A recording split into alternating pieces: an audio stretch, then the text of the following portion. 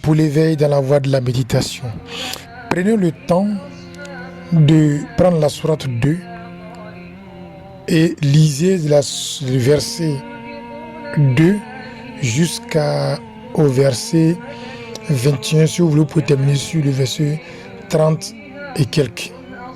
Mais là où je voulais attirer l'attention, c'est-à-dire quand Allah subhanahu wa ta'ala commence le verset, il nous parle de ce qu'il faut et il nous demande d'éviter ce qu'il ne faut pas. Parce qu'en fait, en évitant les choses, ou bien en ayant pour référence ce qu'il nous a recommandé, automatiquement, on ne tombera pas dans ce qui va nous nuire.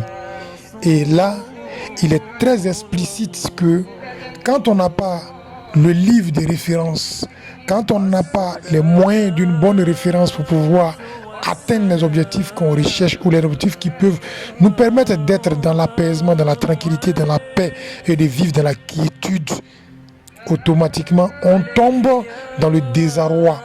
Et là, il dit quoi? Il dit que ils vont ressembler à ces personnes-là qui n'ont pas pris pour référence le Coran et qui n'ont pas travaillé à la recherche de la vérité, qui n'ont pas vécu à connaître les vérités pour vivre la vérité et pour vivre en harmonie, en apaisement et en paix. Et c'est ce qui est l'islam, la paix. Automatiquement, ces personnes vont se retrouver dans des ténèbres comme des personnes qui sont dans le noir. Et quand l'éclair passe, ils voient un peu clair, ils avancent, mais ils pensent qu'ils sont dans quelque chose, pourtant ils ne sont dans absolument rien. Et ils ne font que tourner en rond sans pouvoir atteindre un objectif réel. Oui, réveil pour l'éveil.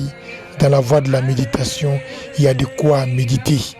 Je ne parle pas de réciter, je dis méditer. Dans la bonne compréhension. Assalamu alaikum.